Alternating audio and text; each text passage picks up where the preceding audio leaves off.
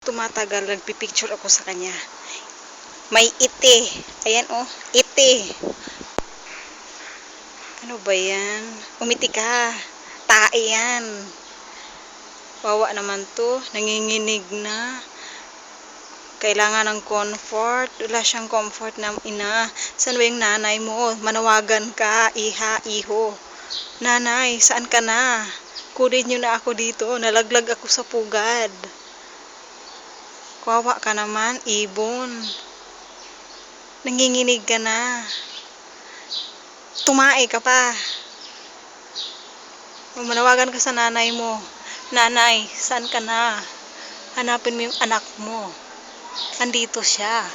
Kawawa. Nanginginig na.